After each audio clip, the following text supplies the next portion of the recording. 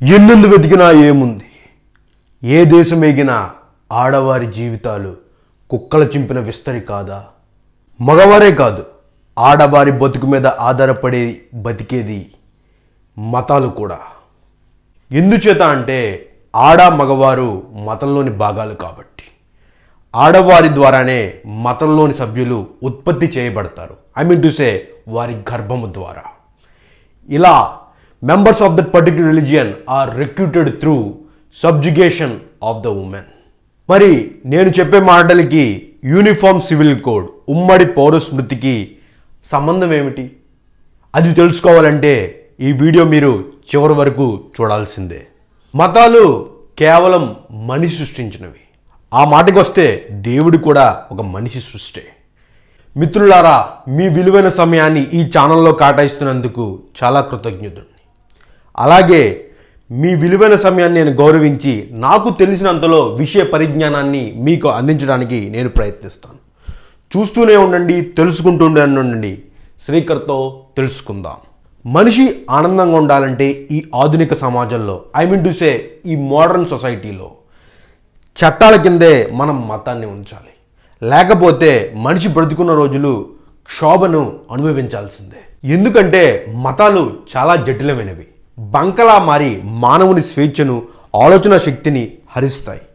తద్వారా సమాజంలోని మానవ పురోగతికి అవి సంఖ్యలుగా మారతాయి. మతాలకు కూడా మనం కొంతవరకు మాత్రమే మనం చోటు ఇవ్వాలి ఈ ఆధునిక సమాజంలో. లేదంటే దేవుడి పేరుతో నెత్తికెక్కి కూర్చుంటాయి అవి ఏ మతమైనా సరే. నా దృష్టిలో చట్టాలతో కూడిన ఈ ఆధునిక సమాజంలో మనిషి ఆనందం, స్వేచ్ఛకి మించిన మతం లేదు. ఇక్కడ మనం మతాన్ని ఎందుకు ప్రస్తావించాలి అంటే ఏ మనిషి పుట్టుకైనా ఏదో ఒక మతంలో చోటు చేసుకుంటుంది. అది అతను చచ్చే వరకు ఆ మత ఆచారాలను పాటించాల్సి ఉంటుంది. అది ఆడైనా సరే, మగైనా సరే. కానీ ఆ మతపరమైన ఆచారాలు ఈ ఆధునిక సమాజంలో ఆర్థిక, రాజకీయ, కుటుంబ పరిస్థితులకు అనుగుణంగా లేకపోతే ఏమి చేయాలి? ఆ మత చట్టాలను సవరించాలి. కుదిరితే కొత్త దేవుళ్లను దించాలి. ఇప్పటి పరిస్థితుల కాలంలో మనిషి చట్టాల రూపంలో సంస్కరణలు తేవడానికి ప్రయత్నిస్తున్నాడు. అదే యూసీసీ అంటే యూనిఫామ్ సివిల్ కోడ్. తెలుగులో మనం దాన్ని ఉమ్మడి పౌరస్మృతిగా మనం చెప్పవచ్చు. అసలు ఇది రాజ్యాంగబద్ధమైన ప్రక్రియ. అలా అంటే మత చట్టాలను రాజ్యాంగపరంగమైన సిద్ధాంతాలకు లోబడి మనం సవరించుకునే చర్యే ఈ UCC, uniform civil code. Uniform civil code అంటే ఏంటో ఒకసారి చూద్దాం. యూనిఫామ్ ఏకరీతి లేదా ఒకే రకమైన, సివిల్ అంటే పౌరులకు, ఇక్కడ పర్సనల్ కింద వస్తుందన్నమాట. అంటే వ్యక్తిగతమైన. సివిల్ అంటే పౌరులకు వ్యక్తిగతమైన. కోడ్ నియమం, చట్టం లేదా గైడ్ లైన్స్, సింపుల్గా లా. దీన్ని మనం యూనిఫామ్ సివిల్ కోడ్, ఏకరీతి అయిన ప్రతి పౌరునికి వ్యక్తిగత చట్టము అని అర్థం. సింపుల్గా చెప్పాలంటే యూనిఫామ్ పర్సనల్ కోడ్, ఒకే వ్యక్తిగత నియమము ప్రపంచమంతా అన్ని పౌరులకి కుల మత భేదాలు లేకుండా రాజ్యాంగబద్ధమైన ప్రక్రియ ద్వారా, I mean to say constitutional process ద్వారా మతపరమైన అలాగే వ్యక్తిగత వ్యవహారాలకు, ఆచారాలకు సంస్కరించే విధంగా ప్రతి భారత పౌరుడికి లింగ, వర్ణ, జాతి, కుల, మతాలకు అతీతంగా ఒకే రూల్ లేదా ఒకే చట్టము కల్పించడమే ఈ యూసీసీ, యూనిఫామ్ సివిల్ కోడ్ లేదా ఉమ్మడి పౌరస్మృతి ముఖ్య ఉద్దేశం. మోడీ ప్రభుత్వం ఈ చట్టాన్ని తీసుకొస్తుందంటే కొంతమంది ఎందుకు దీన్ని వ్యతిరేకిస్తున్నారు? భారతీయ జనతా పార్టీ ఎన్నికల మేనిఫెస్టోలో ముఖ్యమైన 3 అంశాలను ప్రస్తావించింది. ఒకటి అబాలిషన్ ఆఫ్ 370 ఆర్టికల్, అంటే కాశ్మీర్ యొక్క 370 ఆర్టికల్ని రద్దు చేయడం. అలాగే రెండవది రామ మందిరము. మూడవ హామీ యూసీసీ, యూనిఫామ్ సివిల్ కోడ్. వీటిల్లో 2 నెరవేరాయి. నెరవేరింది ఒకటి యూసీసీ, యూనిఫామ్ సివిల్ కోడ్. ఇది మోడీ ప్రభుత్వం 2వ గడువు ముగిసేలోపు తీసుకొస్తుందా లేదా మనం వేచి చూడాల్సి ఉంటుంది. యూనిఫామ్ సివిల్ కోడ్ ఏదైతే ఉందో ఇవి వ్యక్తిగతపరమైన మతపరమైన చట్టాలను సవరిస్తుంది. ఐ మీన్ టు సే రాజ్యాంగ పద్ధతి ద్వారా. ఎలా అంటే ఉదాహరణకు ఏదైతే ముస్లిం పర్సనల్ లా షరియత్ యాక్ట్ ఏదైతే ఉందో, అలాగే క్రిస్టియన్ మ్యారేజ్ యాక్ట్ ఏదైతే ఉందో, అలాగే Parsi marriage and divorce act, అలాగే హిందూ మ్యారేజ్ యాక్ట్, ఇలాగా కొన్ని పర్సనల్ మతపరమైన చట్టాలు ఉన్నాయి. వీటిని సంస్కరించి అందరికీ ఒకటే చట్టం తీసుకొచ్చే విధంగా ఇది చర్య తీసుకుంటుంది. ఈ చట్టాలన్నింటినీ కూడా భారతదేశానికి స్వాతంత్రం రాక మునుపే చాలా మట్టుకు ఈ చట్టాలు పొందుపరిచాయి. ఈ చట్టాలు చాలా మట్టుకు ఆడవారిపై వివక్ష కలిగేలాగా, వారి స్వేచ్ఛకు భంగం కలిగించేలాగా ఉన్నాయి. ఏదైతే ఈ చట్టాలు ఉన్నాయో భారతదేశపు కోర్టులు వారి వారి మతాలకు అనుగుణంగా అవి విచారిస్తాయి, వారి వివాదాలను పరిష్కరిస్తాయి, ఈ విచారణలో తీర్పులు ఇస్తాయి. అంటే ఈ వివాదాలన్నీ కూడా మతపరమైన చట్టాలను ఆధారం చేసుకుని పెళ్లి, విడాకులు, దత్తతు, అలాగే వారసత్వం పరమైన ఆస్తి తగాదాలు ఏమన్నా ఉన్నాయంటే పరిష్కరిస్తాయి. I mean to say marriage, divorce and adoption and also inheritance will be disputed through this personal law acts అన్నమాట. ఏదైతే కోర్టులు ఉన్నాయో వారి యొక్క వ్యక్తిగత మతపరమైన చట్టాలను ఆధారంగా తీసుకుని వాదనలు విని తీర్పులు ఇస్తాయి. నేను కోర్టుకు వెళితే లౌకిక సమాజంలో, I mean to say secular కంట్రీలో ఈ మతాలను చూసి నాకు తీర్పు ఇవ్వడం ఏంటి? ఇక్కడ సమస్య ఏంటంటే సమాజంలో కానీ మనం చూసుకున్నట్లయితే ముఖ్యంగా మతపరంగా నలిగిపోయేవారు ఆడజీవులు, అంటే లింగం, స్త్రీలింగం అన్నమాట. మరీ ముఖ్యంగా వారి యొక్క ఆత్మగౌరవానికి, స్వేచ్ఛకి భంగం కలిగించే ఈ చట్టాలు చూస్తే మనం అసహించుకోక మానదు. మరి ఇవే చట్టాలు ముఖ్యంగా ఆడవారిపై డిస్క్రిమినేటరీ లేదా వివక్ష చూపి వారి యొక్క ప్రాథమిక హక్కులు, I mean to say fundamental రైట్స్కి విఘాతం కలిగించేలా ఉంటాయి. I mean to say they are violating the equality before law, article 14. ఇది దీని యొక్క ముఖ్య సారాంశం. ఇప్పుడు చూసుకున్నట్లయితే ఆడవారి స్వేచ్ఛను విఘాతం కలిగించే మతాల్లో వాళ్ళని ఎక్కువగా నియంత్రించే మతం ఏదైనా ఉందంటే ముందు వరుసలో నిలబడేది ఇస్లాం మతం. ఇది నిస్సందేహంగా చెప్పవచ్చు. ఏ ముస్లిం మహిళ అయినా సరే ఎక్కువ నియంత్రణకు గురయ్యేది ఈ మతంలోనే. మనం కళ్ళ ద్వారా అది చూడవచ్చు. ఏ ముస్లిం మహిళ అయినా సరే ఈ షరియత్ చట్టాలకి లోబడే బ్రతకాల్సి వస్తుంది. ఆ చట్టంలో ఆమె యొక్క స్వేచ్ఛని కోల్పోవడం మనం కళ్ళారా చూడవచ్చు. ముస్లిం షరియత్ లా ప్రకారం ట్రిపుల్ తలాక్ ఎంత ఘోరమైన ప్రక్రియ. అలాగే దాన్ని చట్టవిరుద్ధం చేసింది కూడా ఇప్పటి ప్రభుత్వం. కిందటి ప్రభుత్వాలు ఓట్ బ్యాంక్ రాజకీయం కోసం ముస్లిం మహిళలపై ఆడుకున్నాయి, వాళ్ళ జీవితాలు నాశనం చేశాయని చెప్పవచ్చు. అలాగే ఇస్లాం చట్టంలో ఉన్న పోలిగామి, బహు భార్యత్వం ఏదైతే ఉందో ఇది మధ్యయుగ ఛాందసవాదం. ఎలా అంటే ఒక మగవాడి కామవాంఛలు తీర్చుకోవడానికి నలుగురి వరకు కూడా ఆడవాళ్ళని పెళ్లి చేసుకోవచ్చు అని చెప్పే ఈ షరియత్ చట్టం ఏదైతే ఉందో ఇప్పటి ముస్లిం మహిళలపై జరుగుతున్న అకృత్యం అని చెప్పవచ్చు. ఏదైతే ఉందో ఇది నాగరిక ప్రపంచం తలదించుకోవాల్సిన విషయం. బహుభార్యత్వం అనేది ఇస్లాం మహిళలపై జరుగుతున్న పాశవికం అని మనం చెప్పవచ్చు. కొన్ని మతపరమైన చట్టాలను మనం రద్దు చేసి లేదా వాటిని చట్టబద్ధం కాకుండా చేసి రాజ్యాంగపరమైన ఏదైతే విలువలు ఉన్నాయో వాటికి ఆ సమాజాన్ని కల్పించి వారి యొక్క మహిళల్ని విముక్తి పొందడం లేదా విముక్తి పరచడమే ఈ యొక్క ముఖ్య ఉద్దేశం.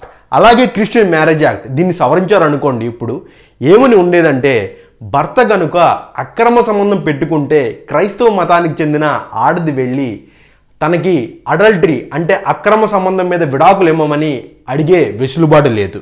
అదే మగవారికి ఉంది. అంటే ఇది బ్రిటిష్ వారు ఆడవారిపై నియంత్రణ కోసం తీసుకువచ్చిన చట్టం.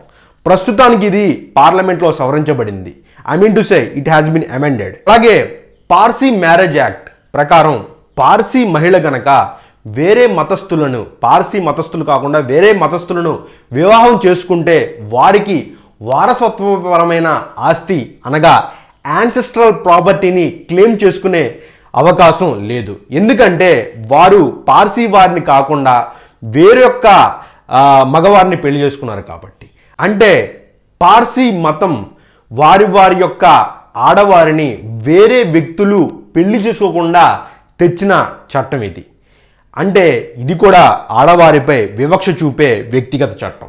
అలాగే హిందూ మ్యారేజ్ యాక్ట్ ఈ మతంలో పెళ్ళి అనేది చాలా secret, I mean to say పవిత్ర బంధంగా భావిస్తారు. కానీ ఇస్లాం మరియు పార్సీ మతాల్లో పెళ్ళి కేవలం కాంట్రాక్ట్ మాత్రమే, ఒప్పందం మాత్రమే. కానీ హిందూ మతంలో పవిత్ర బంధం. ఇక్కడ మ్యారేజ్ యాక్ట్లో 2 ముఖ్యమైన విషయాలు. 1 తాళిబొట్టు, 2 అగ్ని చుట్టూ 7 అడుగులు. ఇది జరిగితే ఎటువంటి ధృవీకరణ పత్రం లేకపోయినా సరే హిందూ మ్యారేజ్ యాక్ట్ వర్తిస్తుంది. దీన్నే వెసులుబాటుగా చేసుకుని కొంతమంది మగవారు చాలామంది ఆడవాళ్ళని పెళ్లి చేసుకోవడం, వాళ్ళని మోసం చేయడం, అలాగే బహుభార్యత్వం కింద బోల్డ్ మంది ఆడవాళ్ళు బలయ్యారు. ఎందుకంటే ఇక్కడ ధృవీకరణ పత్రం కన్నా పవిత్ర బంధానికి ఎక్కువ విలువ. అంటే విడాకులు ఇవ్వకుండా చేసుకోవడం, ఇలాగా చాలామంది ఆడవారిపై ఇలా వివక్ష చూపే చట్టంగా కూడా మనం దీన్ని భావించవచ్చు. ఇలా మతాలు వాటి యొక్క మతపరమైన చట్టాల ద్వారా ఆడవారిని నియంత్రిస్తాయి. ఎందుకంటే ఆడవారు మతాలకు మనుషులను ఉత్పత్తి చేసే ఒక కర్మాగారాలు కాబట్టి. రాజ్యాంగ దాతల నుంచి కూడా ఈ యూసీసీ అనేది ప్రస్తావనలో ఉండేది. అంబేద్కర్ గారి మాటల్లో ఈ యూనిఫామ్ సివిల్ కోడ్ ఉమ్మడి పౌరస్మృతి ద్వారా లింగ వివక్షతను రూపుమాపి, అలాగే సమానత్వాన్ని తీసుకువచ్చి, అలాగే సామాజిక దురాచారాలను అంతమొందించి, ఇలా జరగాలి అంటే legislature should encroach upon the domain of religion. ఏదైతే రాజ్య శాసనాలు అనేవి మతపరమైన చట్టాల మీద ఎక్కువ ప్రభావం చూపాలని అర్థం. తద్వారా సామాజిక సామరస్యము, ఆర్థిక అలాగే లింగపరమైన న్యాయము జరుగుతుందని ఆయన భావన. ఏదైతే ఈ directive principles of state policy అనగా ఆదేశిక సూత్రాలు ఉన్నాయో అవి కోర్టులు జస్టిషబుల్ కావు. అనగా వాటి మీద చట్టాలని అవలంబించలేదు ఎందుకని చెప్పి కోర్టులు ప్రశ్నించలేవు. వాటి మీద వాటికి అధికారం లేదు. ఎలాగా అంటే ఆర్టికల్ 44 విషయంలో ఏదైతే ఆదేశిక సూత్రము యూనిఫామ్ సివిల్ కోడ్ సంబంధించి ఉందో సుప్రీంకోర్టు దీని యొక్క డెడ్ లెటర్ లేదా చావు ఉత్తరంగా భావించింది. దీని మీద చట్టం తీసుకురావాలని ప్రభుత్వాలకి తెలియపడం జరిగింది. ఎందుకంటే కోర్టులు వాటిని అవలంబించమని చెప్పే అధికారం రాజ్యాంగం వారికి కల్పించలేదు. యూసీసీ చట్టాన్ని తీసుకువచ్చే బాధ్యత పార్లమెంటుది, అంటే శాసన సభది అని అర్థం. అందరికీ ఒకే వ్యక్తిగత చట్టం తెచ్చే విధంగా చర్యలు తీసుకోవాలి. మరి అందులో ఉన్న సవాళ్ళు ఏమిటి చూద్దాం. ఇక్కడ సమస్య ఏమిటంటే వ్యక్తిగత చట్టంలో మతం అన్నది దేవుడికి మనిషికి మధ్య సంబంధమా, I mean to say it's a personal matter between the god or man, లేదా ఇది ఆడ మగ మధ్య పర్సనల్ మ్యాటరా? ఈ సంఘర్షణ అంతా కూడా పర్సనల్ అంటే ఇక్కడ నువ్వు నీ దేవుడా, లేక మొగుడు పెళ్ళామా, లేదా వాళ్ళకి వ్యక్తిగత సంబంధించిన వ్యవహారాల అనేవి ఇక్కడ పెద్ద చర్చనీయాంశమైన విషయాలు. ఈ సంఘర్షణ వచ్చినప్పుడు దేవుణ్ణి కాసేపు పక్కన పెడదాం, ముందు మనుషులను వాళ్ళ బాధలని తీర్చుకుందాం. అంటే ఈ భూమి మీద బతికి ఉన్నది ముఖ్యంగా మనుషులు, దేవుడు కాదు. దేవుడు పంచాయతీ తర్వాత చూద్దాం. అంటే ఈ భూమి మీద ఆనందంగా బతకాల్సింది మనిషి, అంతేగాని దేవుడు కాదు. ఇక్కడ మనం ఆధునిక చట్టాలని అలాగే మతపరమైన చట్టాలని వేరు చేద్దాం. I mean to say modern law and religion law should be separated. స్వేచ్ఛకు ఆత్మగౌరవానికి లింగ వివక్ష లేని సమాజానికి భారతవని ముందుకు సాగాలి. అంటే మనం ఈ విధంగా ఏ విధమైన చర్యలు తీసుకోవాలనేది రాజకీయ పార్టీలు, ప్రజలు, అలాగే మిగతా వర్గాల వారు చర్చించుకోవాలి. నాకు తెలిసినట్లయితే ముందుగా మనం దేవుణ్ణి పూజిద్దాం, మతాల్ని గౌరవిద్దాం, సమాజాన్ని కూడా గౌరవిద్దాం. మరీ ముఖ్యంగా భూమి మీద బతికే మనుషుల్ని ప్రేమిద్దాం. దానికి కొన్నిసార్లు వాళ్ళ ఆనందం కోసం రాజ్య శాసనాలు అనగా యూసీసీ వంటివి ఎంతో అవసరం. ధన్యవాదాలు.